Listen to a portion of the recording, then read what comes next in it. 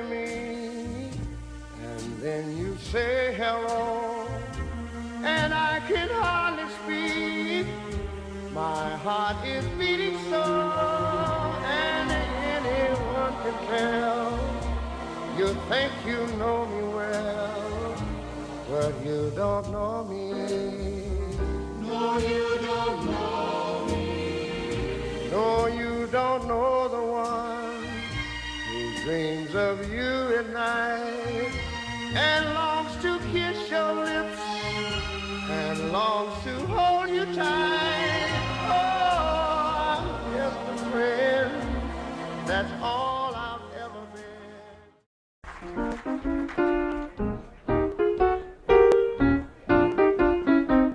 As the Great Migration of black people continued following World War II, millions of African Americans moved north to find better jobs.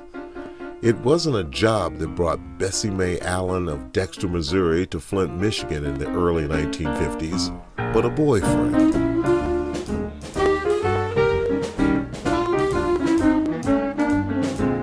She had no idea what she would do there.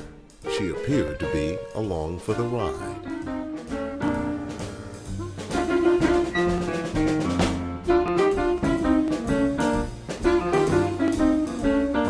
Her background being raised on a farm that led her to find her first job, working for a woman that, instead of buying a chinchilla coat, decided to raise actual chinchillas in an effort to make her own coat. Crazy! The story goes that the woman was sent to a home and the mother had to look for other employment.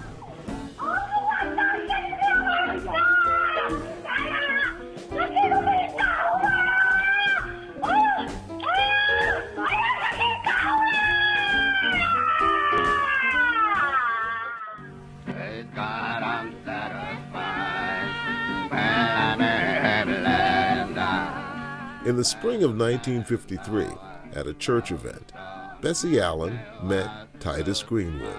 The content of their first conversations were unrecoverable, but I believe it went something like this. I imagine you've known quite a few women, haven't you? Or maybe few is the wrong word. And I gather you haven't very much respect for them. But you've always been very fair in your judgment.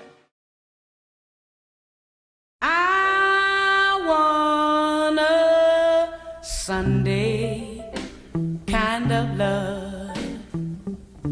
They were married and moved into a bungalow-style house at 3333 Leland in East Detroit.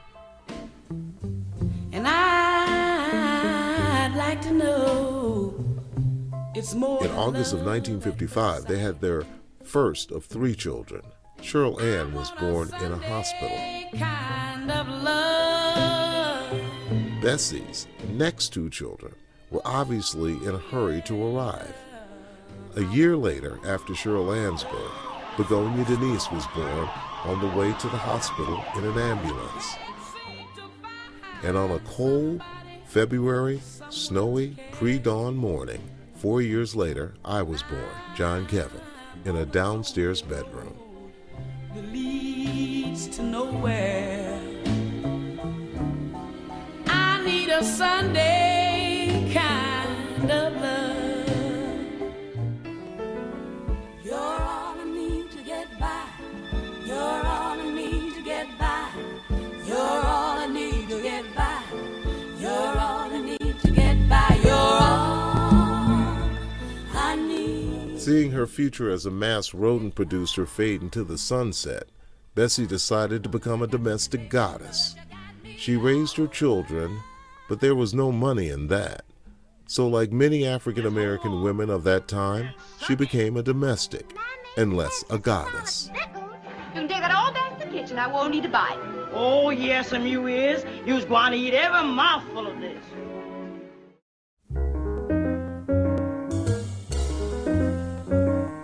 Of all of Bessie's children, I think I received the best head start in education.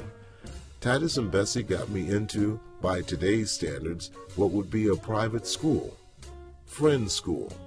Founded by Quakers, Friends had 16 students to a class from all different nations, as opposed to the 25 or more, mostly black kids, found in public schools. They believed in hands-on learning, so school was always fun. Discipline was left to the parents. Once I decided with two friends of mine to purchase a pocket knife.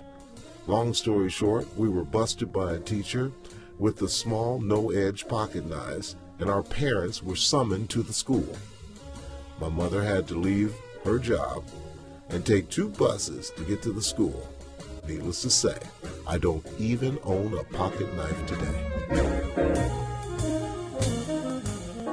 Keep on riding until they stop on it. On July 23rd, 19... Then in the hot summer of 1967, some black people said that they were sick and tired of police harassment and white people in general. So the city blockaded the black section of town and let the black people tear up everything in their own neighborhoods.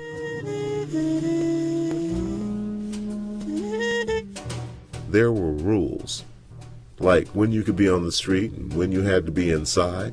It became routine. 1 shot by the guardsman meant off the street and on your porch. 2 shots and you had to go inside. After that, I say it's duck season, and I say fire!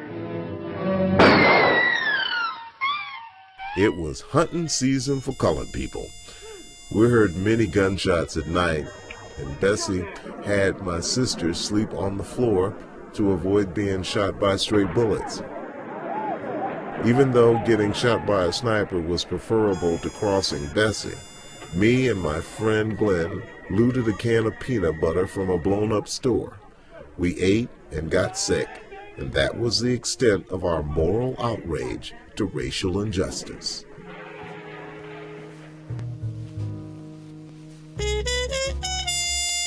The riots ended, and life for us chillin' seemed to return to normal. But for Bessie and Titus, it became anything but normal. In 1969, they decided they could no longer live together, so we moved. We moved to the west side. Bessie married Reverend E.D. Street, assistant pastor of Dexter Avenue Baptist Church. He told us to call him Big Daddy. Tell you something, boy. I still have a feeling for women, and I'm 65. That's mighty remarkable, Big Daddy. Remarkable? Admirable.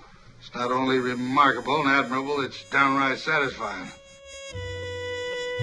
It seems to me the 5-year union was more a bridge or a pit stop for Bessie than a marriage. The only memorable thing during this whole period was the birth of my little sister Eunice, Diane. And the KO in the first round of my eldest sister Cheryl by Bessie in a thriller in the backyard. Seemed Cheryl felt she was an adult. Bessie disagreed. Angie Dundee, Ali's trainer, right next to me is saying it. You may hear him. Down goes Frazier! Down goes Frazier! Down goes Frazier!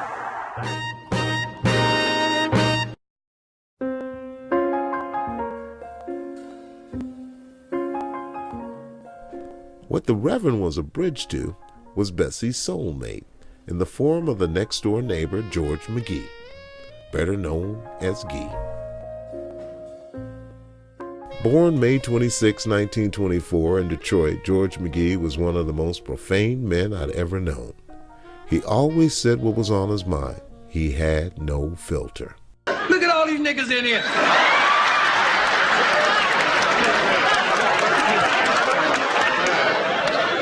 Look around here. There's enough niggas in here to make a Tarzan movie.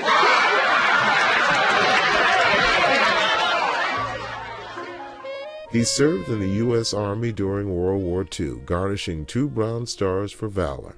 He was a ham radio enthusiast, and he and Bessie loved boats, campers, and all kinds of other stuff. The ending of the relationship with Reverend E.D. Street and Bessie Mae Allen Street will go down in the annals of marriage history as the most dramatic and colorful conclusion ever. My Uncle Artie, my late Uncle Artie, normally a quiet man, was laughing uncontrollably as Bessie sat upon a washer with her legs swinging like a child, yelling at the Reverend, "It's mine!" Meanwhile, George McGee went from advising from afar on the movement of furniture and appliances to assisting in the packing of the U-Haul, all while his soon-to-be ex-wife glared at him from their big picture window. I can still see the hobbled Reverend shaking his cane in the air and shouting, "You'll be back, Bessie, you'll be back," as the truck pulled down Kendall for the last time. Bessie bought a house on the northwest side of town. Guy was there a lot in the beginning. Then he was there all the time. He and Bessie were We was always together. Jenny and me was like peas and carrots. Always doing something, going somewhere. They were always together, even until the end. She buried him on a cold, snowy Saturday in a soldier cemetery way outside of the city. I guess the moral to the story of Bessie is that it's not how you start, but how you finish. Bessie is 80 years young now. When I think of her, I don't see Liz Taylor or Zsa Zsa Gabor, but a woman of strength, love, and warmth.